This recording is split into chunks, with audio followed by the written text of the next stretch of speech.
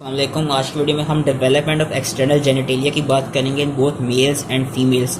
तो होता क्या है कि सबसे पहले मेल्स की बात कर लेते हैं। जो ड्यूरिंग 4th वीक जो क्लोएकल मेम्ब्रेन होते हैं उसकी एंटीरियरली जो सराउंडिंग मीजेनकाइम होता है वहाँ से कुछ प्रोलिफरेशंस प्रोड्यूस होती हैं। एंड जब वो प्रोलिफरेशंस प्रोड्यूस होती है तो होता है कि उस सराउंडिंग मीजेनकाइम से जो क्लोएकल मेम्ब्रेन होती है उसके एंटीरियरली बनता है ट्यूबरकल जिसका नाम होता है जेनेटल ट्यूबरकल। फिर होता क्या है कि आहिस्ता आहिस्ता वो जो जेनेटल ट्यूबरकल होता है वो कन्वर्ट हो जाता है प्राइमोर्डियल फेलिस में।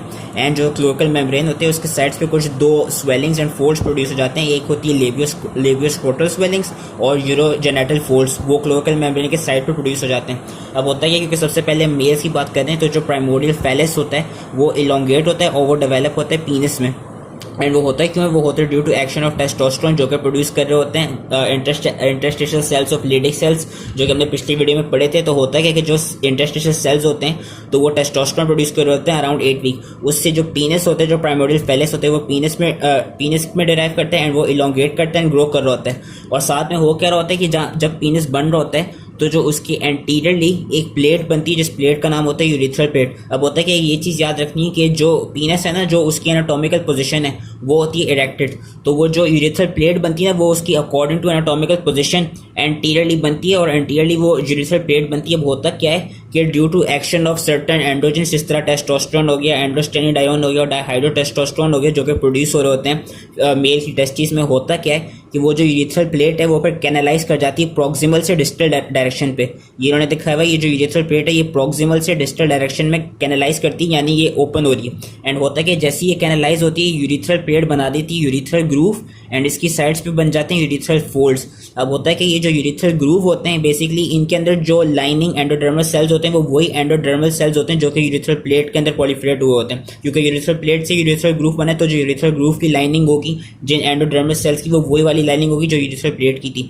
अब होता क्या है कि due to action of certain androgen जिस तरह टेस्टोस्टेरोन और डाइहाइड्रोटेस्टोस्टेरोन हो गए उससे ये जो यूरिथ्रल फोल्ड्स होंगे ये फिर आपस में आके एंटीरियरली फ्यूज करेंगे और जैसे ये फ्यूज कर जाएंगे ना वैसे ये बना देंगे स्पंजी यूरिथ्रा जो कि मेल्स के अंदर होता है।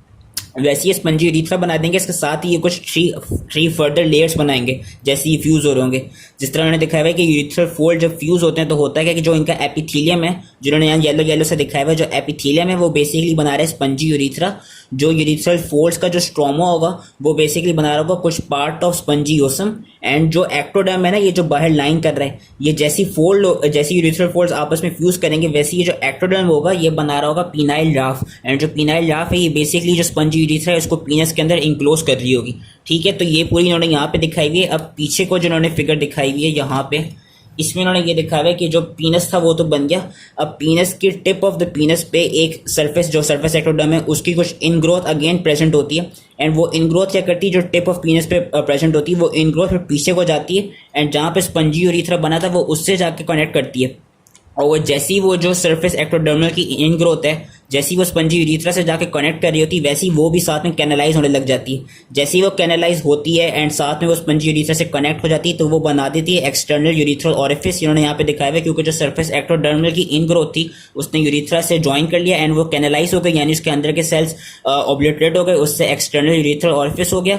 एंड फिर ड्यूरिंग 12th वीक क्या होता है, क्योंकि जो आपके जो एक्सटर्नल जेनेटेलिया होते हैं वो अराउंड 12th वीक डिफरेंशिएट हो जाता है। तो ड्यूरिंग 12th वीक ये जो जिधर एक्सटर्नल यूरिथ्रल ओरिफिस बन गया, जो टिप ऑफ ग्लैंड्स पीनस थी उसकी पेरिफेरी पे, जो टिप ऑफ पीनस थी उसकी पेरिफेरी पे कुछ सर्कुलर इनफोल्ड्स प्रेजेंट होती हैं।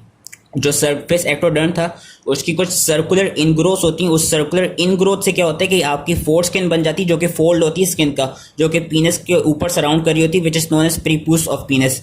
तो इन्होंने दिखाया है कि सरफेस एक्टोडर्म की इनग्रोथ से एक तो सबसे पहले बना एक्सटर्नल यूरिथ्रल ओरिफिस, जब वो स्पंजी यूरिथ्रा से कंबाइन हो गया और उसके अंदर कैनालाइजेशन हो गई। दूसरा, जब उसकी पेरिफेरी पे ये सर्कुलर इनग्रोथ हुई तो उससे बनी prepuce of penis which is also known as foreskin of penis. अब यहाँ पे जो उन्होंने लास्ट चीज दिखाई हुई है वो ये है कि ग्लैंड्स पीनस बन गया, प्रीपूस भी बन गई और एक्सटर्नल यूरिथ्रल ओरिफिस भी बन गया। अब होता क्या है कि जो लेबियोस्क्रोटल स्वेलिंग्स थी वो आपस में आके फ्यूज होती हैं और जैसी लेबियोस्क्रोटल स्वेलिंग्स फ्यूज हो जाती हैं तो वैसी वो बनाती है स्क्रोटम। एंड जहाँ पे वो फ्यूज करती हैं उस लाइन ऑफ फ्यूजन को कहते हैं स्क्रोटल राफ, जो कि क्लियरली इंडिकेट हो रहा होता है। जो यूरिथ्रल फोल्ड्स थी उन्होंने जब आपस में ज्वाइन किया तो उन्होंने बनाया जो उनका सरफेस एक्टोडर्म था उस एक्टोडर्म ने बनाया पीनाइल राफ, फिर जो लेबियोस्क्रोटल स्वेलिंग थी उनकी जो लाइन ऑफ फ्यूजन थी उसने बनाया स्क्रोटल राफ। तो ये थी पूरी मेल्स की एक्सटर्नल जेनिटेलिया की डेवलपमेंट। फीमेल्स में क्या होता है कि जिस तरह जो प्राइमोडियल फेलिस था वो मेल से पीनस बनाता है, उस तरह फीमेल्स में जो प्राइमोडियल फेलिस होता है वो बनाता है ग्लैंड्स क्लिटोरिस, एंड साथ ही जो यूरिथ्रल फोल्ड होता है, अच्छा मेल्स में क्या थी कि जो यूरिथ्रल फोल्ड है वो फ्यूज कर रहा था और फिर वो स्पंजी यूरिथ्रा बना रहा था, वेरस फीमेल्स में क्या करता है कि जो यूरिथ्रल फोल्ड होता है वो फ्यूज नहीं करते एक्सेप्ट पोस्टीरियरली, सिर्फ पोस्टीरियरली जो यूरिथ्रल फोल्ड है वो आपस में आके फ्यूज करते हैं और वो बनाते हैं फ्रेनुलम ऑफ लेबिया माइनोरा। बाकी जितना भी यूरोजेनिटल फोल्ड का जितना भी अनफ्यूज पार्ट होते हैं ना वो सारा बना रहा होगा लेबिया माइनोरा। ये मैं फिर से रिपीट कर देता हूँ कि जो यूरिथ्रल फोल्ड होते हैं वो फीमेल्स में सिर्फ पोस्टीरियरली फ्यूज करते हैं एंड वहां पे जाके बनाते हैं फ्रेनुलम ऑफ लेबिया माइनोरा, और बाकी जितना भी यूरोजेनिटल फोल्ड्स का अपना यूरोजेनिटल फोल्ड का अनफ्यूज पार्ट जो होता है वो बनाता है लेबिया माइनोरा। एंड जो लेबियोस्क्रोटल स्वेलिंग्स होती हैं फीमेल्स में वो जब पोस्टीरियरली जाके फ्यूज करती हैं तो वो बनाती हैं पोस्टीरियर लेबियल कमिशर, वेयरएस जब वो एंटीरियरली जाके फ्यूज करती हैं तो वो बनाती हैं एंटीरियर कमिशर एंड मॉन्स प्यूबिस। और बाकी जितना भी अनफ्यूज पार्ट होते हैं ना लेबियोस्क्रोटल स्वेलिंग का वो सारा फीमेल्स में बनाते हैं लेबिया मजोरा। इन्होंने यहाँ पे दिखाया हुआ ये पर्पल पर्पल है लेबिया मजोरा, ये फिर पिंकिश साइड लेबिया माइनोरा, और फिर ये इन्होंने दिखाया हुआ ये है अंदर को वेस्टिब्यूलर वजाइना। अब जो वेस्टिब्यूलर वजाइना है उसके अंदर एक्सटर्नल यूरिथ्रल ऑरिफिस की ओपनिंग होती है एंड वजाइनल ऑरिफिस की ओपनिंग होती है। और एक और खास चीज़ इसमें याद रखनी कि जो वजाइनल ऑरिफिस की ओपनिंग होगी ना उसके सामने एक मेम्ब्रेन होगी जो मैंने पिछली वीडियो में भी बताई थी, उस मेम्ब्रेन का नाम है हाइमन।